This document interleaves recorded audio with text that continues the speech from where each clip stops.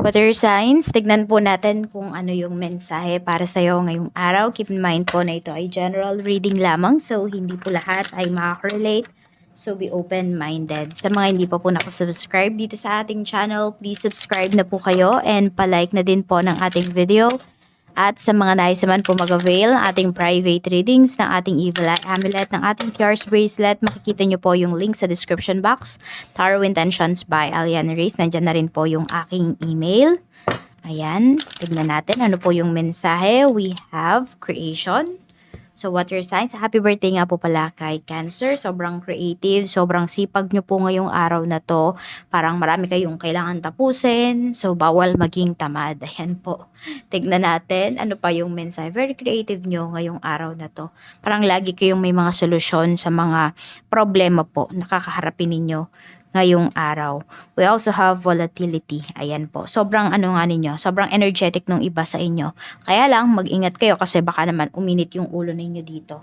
So, if ever man may mapansin kayo ngayong araw na to, o kaya naman, para kasing meron kayong mga paulit-ulit na sinasabi dito na magpapainit po ng ulo ninyo kasi sabihin natin yung paulit-ulit mong sinasabi na yon, hindi yun pinapakinggan ng mga tao sa paligid mo. So, yung iba po sa inyo, baka mainis po kayo. We have perspective. So, lawakan mo daw yung iyong kaisipan.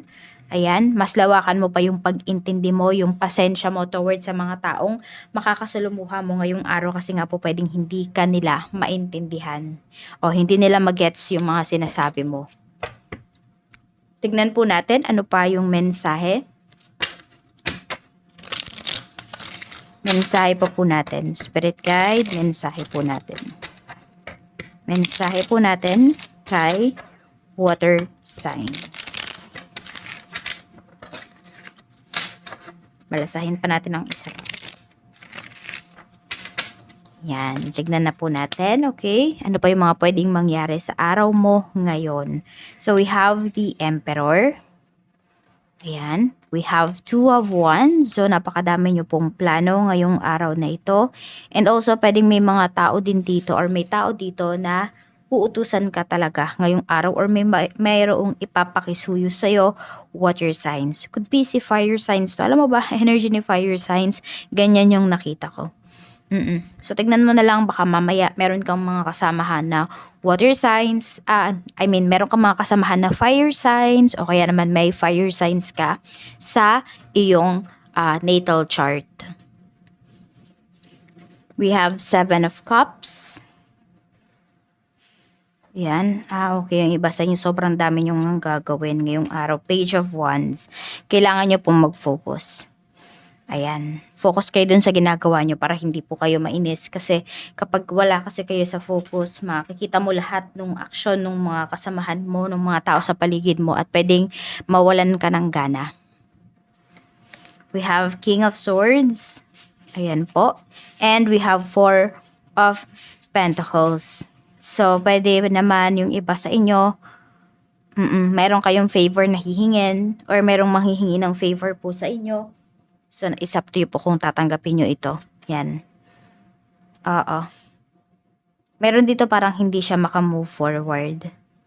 So, kailangan mo talagang pagpasensyahan yung taong to. So, pwede po na may magrarant sa'yo ngayong araw, water sign. So, may tao dito na magkikwento sa'yo ng ng kung ano-ano, ganyan na parang more on sa past yung mga ikikwento niya sa'yo.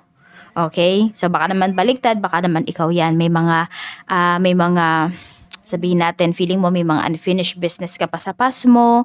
So, ayun po, medyo mag-ingat lang kayo kung sino ba yung mga pinagsasabihan nyo or pinagkikwentuhan po ninyo kasi pwedeng hindi naman po kayo naiintindihan ng tao na yon. Or baka diretsahin niya kayo na sabihin niya, mag-move on ka na, past na yon. So, ayun, tignan natin at baka damdamin mo pa yon. Check natin ano pa yung mensahe pagdating naman po sa iyong pamilya. Sa iyong pamilya, we have Four of Wands. Ayan po. So, pwedeng may salo-salo kayo ngayong araw na ito. Or yung iba sa inyo, ayan, may pinaplano kayo dito pagdating sa bahay. So, baka yung parents mo o kayo mismo, water signs, pwedeng madami kayong projects, madami kayong gustong baguhin, gustong ayusin sa bahay. Kaya lang yung iba po sa inyo, pwedeng tinitignan nyo rin kung sapat ba yung budget po ninyo. Tignan natin ano pa yung mensahe. So, baka meron dito nag-iipon pa po.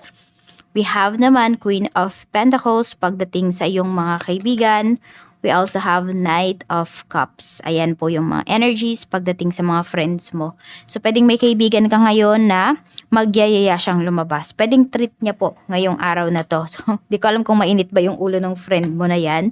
Or, sobrang saya niya. Ayan, parang hindi niya makontain sa kanyang puso yung kanyang kasiyahan. Kaya, manlilibre siya today. Ayan po. Tignan natin kung ano pa yung mensahe. Basta parang magyayaya na lang to na umalis. Check natin ano pa yung mensahe pagdating naman sa love life mo. Kamusta ba yung main energy or overall energy pagdating sa iyong love life? So, we have the Hierophant and we have the Tower. So, meron dito, pwede po na nasa rock bottom yung inyo pong relationship. Meron kasi dito hindi maka-move forward. Okay? So, ayun po. Medyo nag-aawa yung iba sa inyo. Yung iba nga sa inyo pwedeng mauwi to sa hiwalayan. Yun yung pinapakita. So, meron nga dito pwedeng naghiwalay na talaga kasi we have the Tower. So, ayun. Meron dito pwedeng nakipaghiwalay pero hindi naman maka-move forward.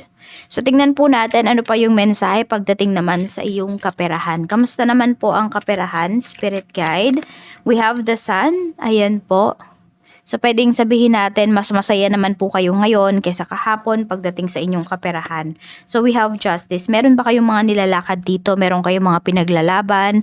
Ayan po. Or pwedeng meron kayong mga hinihintay dito na kaperahan. So, pwedeng makukuha nyo po yan ngayong araw. So, pwedeng ngayong araw na to ibababa yung decision or ipapamigay po yung pera. Kung ano man tong hinihintay po ninyo.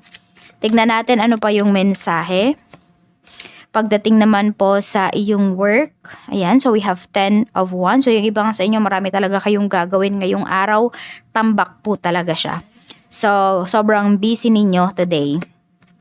Dahang man, hindi nyo na nga alam kung ano ba yung uunahin po ninyo. So, one work lang at a time. Sabi nga, one step at a time lang. Okay. So, wala man ako nakikita dito na gusto nyong maghanap ng bagong trabaho. Ayan. Wala naman. Na-stress lang talaga yung iba sa inyo or sobrang dami nyo lang talagang gagawin ngayong araw. Check po natin pagdating naman po sa inyong, sa mga naghahanap ng trabaho. So, we have Judgment. Huwag po kayong mag-alala kasi ayan, some of you, pwedeng 20 days from now is makareceive po kayo ng magandang mensahe. Ayan, so pwedeng yung iba sa inyo, maha-hire na kayo. Meron dito pang malayuan. So kung nag-apply po kayo sa malayo or mangingibang bansa yung iba sa inyo, 20 days from now, or some of you nga pwedeng 1 month pa is meron po kayong marireceive na good news. So, huwag kayong mawawalan ng pag-asa. Tignan naman po natin, pagdating naman po sa mga gustong mag-start ng business. We have 3 of Swords. Huwag daw muna. Madami kayong dapat i-consider dito. And some of you, pwedeng hindi po talaga kayo prepared. Yung iba naman dito, parang hindi pa kayo nagsisimula, parang puro aberya na po yung inyong mga pinagdadaanan. Pagdating dito sa pagnenegosyo. Tignan naman natin kamusta naman yung sales ng mga may current business ngayon. We have Wheel of Fortune. Ayan po, ang ganda po ng inyong sales ngayong araw na ito. So, talagang mataas po yung sales. Masasabi mo na ang swerte-swerte mo ngayong araw na ito. So, ito po yung inyong mga lucky numbers. We have number 31, 7, 58, 55, 33, and number 10. Maraming salamat po sa walang sawang pagsuporta ninyo dito sa aking channel. Mag-iingat po kayo always and more blessings to come.